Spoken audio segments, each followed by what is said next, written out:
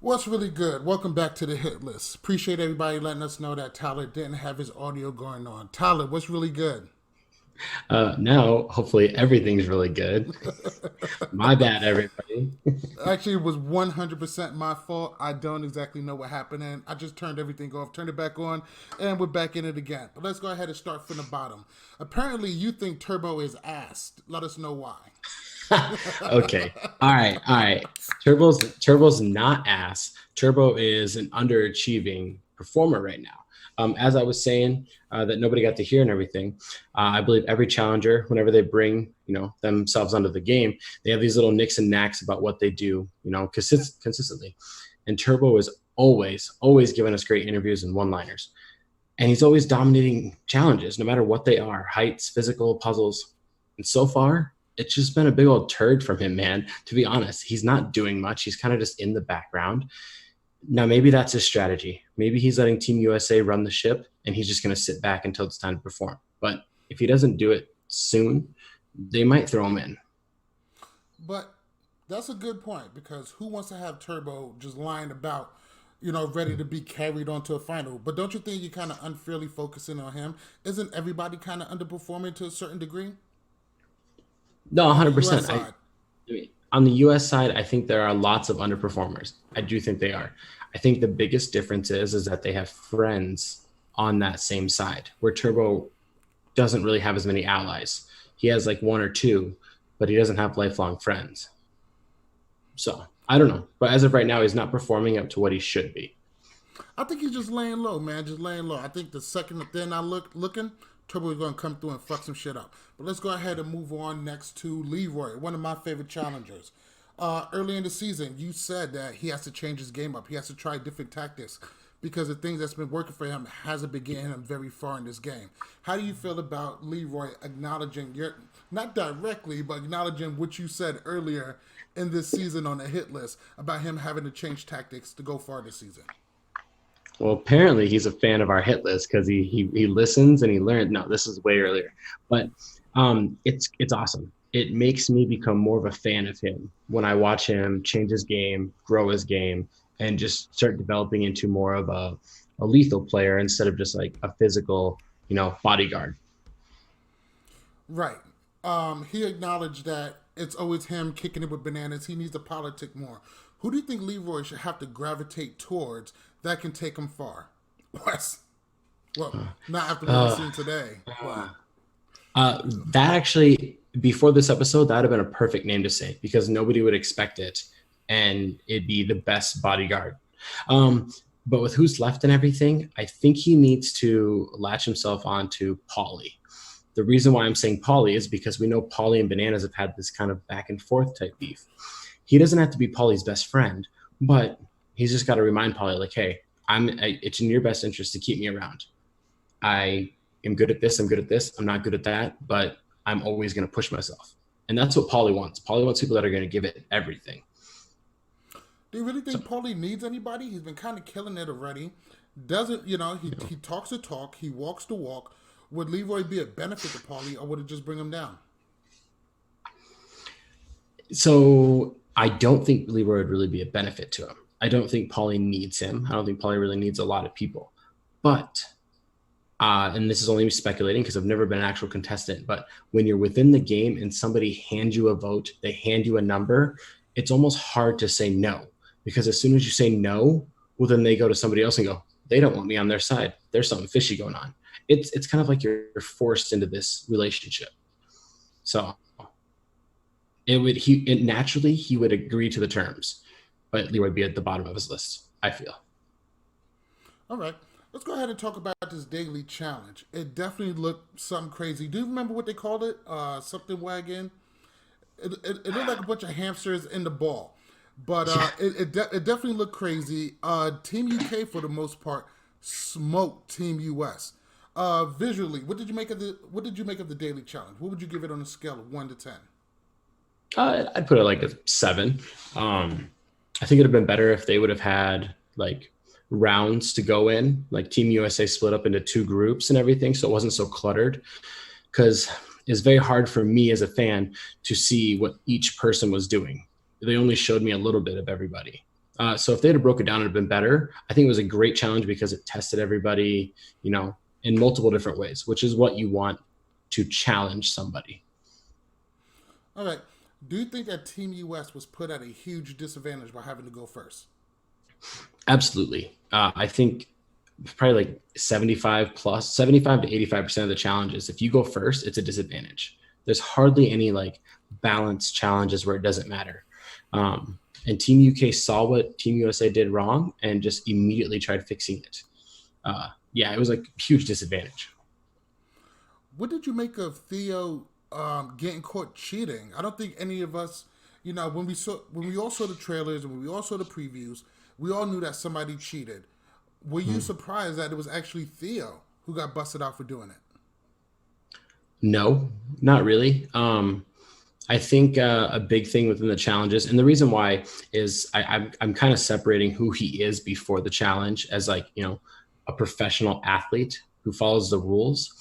And I think in this situation, a lot of challengers I've heard in interviews say that if you don't ask, then it's hard for them to disqualify you on something, So it's more so don't ask, and just do, So I think that's what he did. He just saw something, and I think he was falling, and it just ripped, and whatever. Let me see if I can get away with it. I don't All think it right, was. bet. I don't think it was deliberate. Not at all. I think it was 100% deliberate. Really? He yanked the thing off. And you know what? The problem is he thought he could get away with it. Got to be Yeah. slicker than that. Got to be slicker than that. But before we get into the rest of this mid tier and the top tier, let's go ahead and take a look at these power rankings one more time.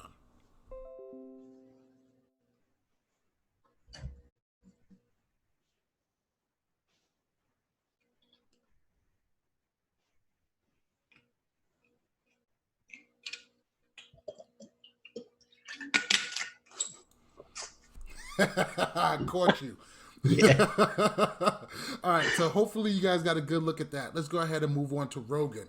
Rogan got himself some camera time in a card game with his boyfriend Josh, and he also got into a big fight with Theo, saying that he can't handle a glass of Pinot Grigio. So, Yeah. what do you make of Rogan getting some camera time, bulking out his chest? It's a great way to call a man out if you want him to get mad at you, is tell him he can't handle his alcohol.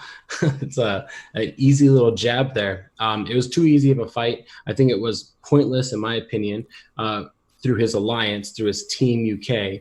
It was great for TV time. It gave us something to watch. There must have not been too much interesting going on that night, but that little argument was good. And then him, hanging out with Josh is actually a comedic relief thing that I enjoy. I enjoy a little best friend, bromance from here to here. But it was interesting to see that he went towards Theo. Theo's one of the best people on Team UK. I think it would be smart to just keep your best players at this point and not piss everybody off, So it's interesting right now. All right. Does Josh and Rogan hold all of the power in Team UK? They hold the numbers. Whether or not it's power, they hold the numbers. I broke them down into like 3 different groups.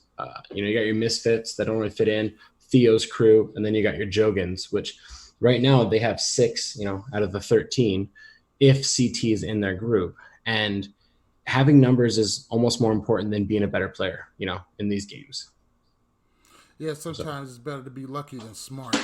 Yeah. But Team UK overall, I mean, they would have gotten the win if they wasn't caught cheating. What do they got to do to beat the Americans? Because they're getting their ass whooped in the dailies, which means their people is going to have to keep going into elimination. They're getting desperate. Now, what they're going to have to do is they're just going to have to sit back some more. Taking some losses really doesn't matter, I feel like, at this point. If you lose a couple players more, it doesn't really matter because eventually Team USA, it's like a mosquito bite. They're going to want to itch sooner or later, and they're going to want to scratch off all the people they don't like. It's going to happen. They're going to explode from the inside. If you can survive and last until Team USA starts going after each other, like they already have, then Team UK will be fine in the long run. So. All right. Let's go ahead and move into this top tier. At number 9, you have Ashley. Ashley got herself considerably more TV time. She did well in the daily, and we've seen her politicking without the politicking attached to it. What do you Yeah. make of Ashley finally stepping up and getting thrown into this game and making some moves? We saw, again, like we talked about Leroy, we're seeing Ashley evolve before our eyes. She's finally, using her politics outside of the bedroom. And it's awesome to see that she has this skill set. She doesn't have to sleep around to get votes. She can actually just use her voice, be powerful, be loud like she is. And, it's nice. And I said it earlier, I really liked the little comment she made when they were saying Joss was the threat on the other team because he made a final, and immediately she just shut it down going, yeah, but I beat him. And I really like that, actually. I liked it.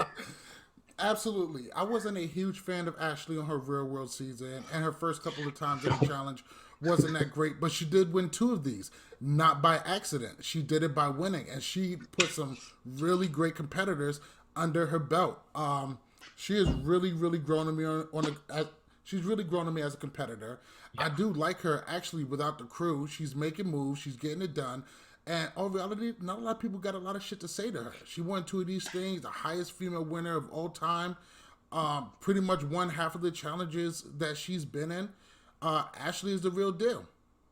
Yeah, I mean, right now, she doesn't have her mean girls with her, and she's walking around like Regina George at the end of the movie, just causing chaos, And that's what she's doing. And it's going to pay off, I think, if this continues and everything. And it seems like the team is listening to her. So. Yeah, she does look like she gets some respect when it comes to Team US. Mm. But Team US is a shit show. Yeah. We've seen...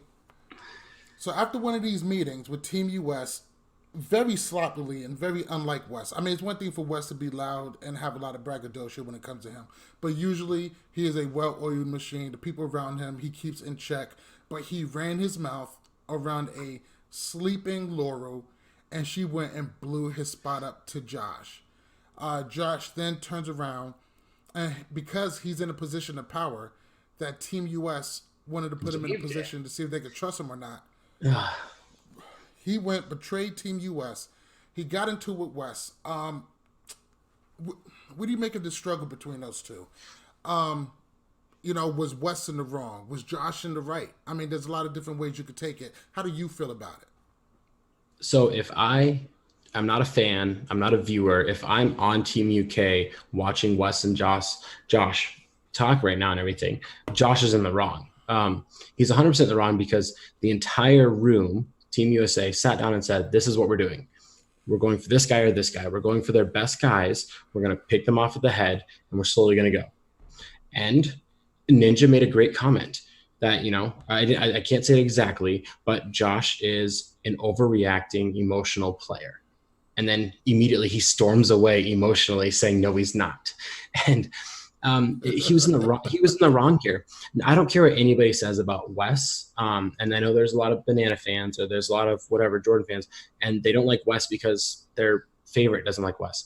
But Wes is one of the best competitors this game's ever seen. He's always good for the team because he's good at everything. He's not great at anything except for swimming, but he's good at everything. And he's, you put him in a position to do well during a daily, he will do well during a daily. I mean, shit, he won a daily with Davon. He can do anything.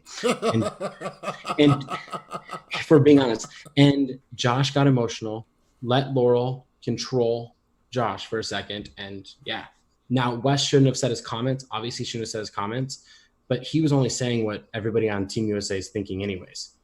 Josh is the rookie on the team. He is going to eventually get picked off.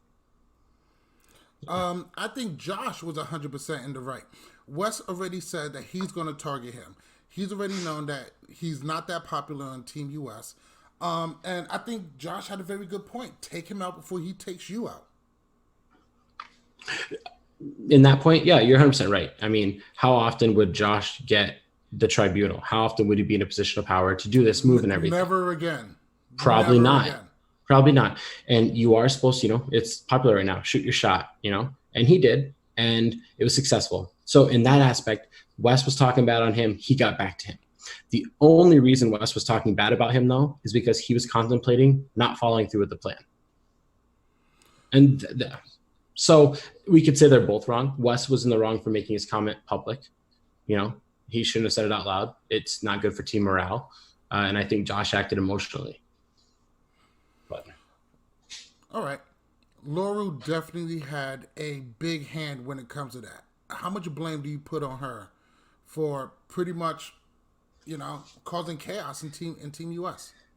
This is her plan. As much as everybody wants to boast and give Josh credit, it's her plan.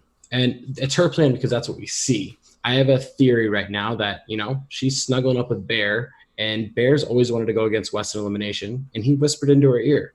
That's what I think happened. But let's go back to what we saw. Laurel is completely doing whatever she wants, like she always does. She doesn't give a shit if her allies or her team or whatever she's with goes along with it. She doesn't care if her significant other in the challenge has an easy elimination. She doesn't care. She's there to win, and she's going to do whatever it takes to win. And so, I mean, it's interesting that she decided to do it 3 episodes in. But, there's this weird vibe going on with everybody this season where they have to try and, hit a home run every single episode. And I don't know why, but it's entertaining nonetheless. All right, let's get into one of the highest rises that you got. You got Bear in the number 2 spot. Now, I can only assume that he got the spot because he went into elimination, he called out West, and he took him out. What are your favorite things that Bear has done so far this episode that made him your number 2? So Bear right now, and I said this last season when I was like writing these power rankings and everything, is that Bear is a complete player. He is exactly what the challenge wants. He's gonna fight with people. He's gonna fuck people. He's gonna do great in dailies, and he's not gonna be afraid to call people out. And that's what the challenge wants. They want everything. And this episode, we got to see it. He was calling out Team USA. He did great during the daily challenge. He was calling people out that weren't doing well. He had drama in the house. He wants to be the leader of the team, and nobody takes him serious. As soon as they don't take him serious, all right, well then fuck you guys, and he leaves. I love it. And then he goes up against one of the greatest challengers of all time, the best elimination king, of the males and everything. And he beat him, beat him 2-0. He swept him. And it showed. He skunked him 100%. And I believe if this elimination would have happened last season, Wes would have won because Wes was training and Bear didn't. As soon as Bear lost to Kyle, he went back home to the UK and started training immediately, showing how serious he is about this game. I like Bear as a challenger. I like him all around. He's great for the show. Yeah, I like him too. He kind of reminds me a lot of Cara Maria. Cara Maria came in. She would get bounced out early, kind of bullied. And one of the things that drew me most to being a Cara fan is that every season she comes in more and more prepared. She trains hard in the off season. She doesn't fuck around. So I'm glad to see Bear really take this seriously and really starting to live up to his potential as a challenger. Now, he has some personality issues that he has to deal with, but we're starting to see him really come around. And taking out West was a fucking statement win, if there ever was one.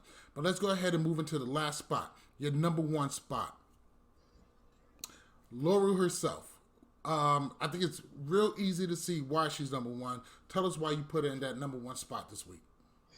So just touching back on what we said earlier and everything, she controlled everything. For some reason, people keep picking her to be in the tribunal. And as soon as they do, she calls the shots. Every time she wants somebody to go into elimination, they do. And this is not just now. This has been happening every season she's been on. If she has your name in her mouth, you're in. There's no second chances. There's no nothing. And I like the fact that she sticks to her game and she does what works. Now, the sloppy part is like, she's caused turmoil. She's caused turmoil within Team USA. There's going to be a divide, But on her side, the reason why she ranks higher than Josh on these rankings is because Team USA isn't focusing on her as much as they are him in a negative light. I really like what she did this whole show, this whole episode today. Let me ask you a question. If Laurel didn't say Wes's name first, do you think Josh would have? No way. And everybody can say what they want. He's a Big Brother player, and they're scared. Big Brother players play scared. And I know everybody would say, well, Paulie doesn't play scared. Paulie only got on Big Brother to get on the challenge. That's simple. He's a challenger. He's not a Big Brother. I honestly think if Josh didn't have support from somebody else, he would have never done it. Because until Laurel even presented him with the idea, he wasn't even going to do it. Like he was just mad at Wes. And then Laurel's like, let's vote him in. And he was like, oh my God, that's a great idea. I would have never have had a strategic idea like that. Like, so no, I don't think he would have. All right, definitely figuring that. Well, another solid hit list, top to bottom. Appreciate it. Can't wait to just absolutely rip it apart when it comes to Love War challenges coming out sooner than you think. Make sure you guys check out shop.lovewar. Okay. Make sure you guys check out shop.lovewarchallenges.com for all of your hit lists, Love War challenges, and challenge gear. Make sure you follow us on Instagram, Facebook, and Twitter at LWC Podcast. Make sure you visit us at lovewarchallenges.com. That's going to be the end of the show. Thank you guys for sticking with us. We'll see you guys later. Peace. Peace.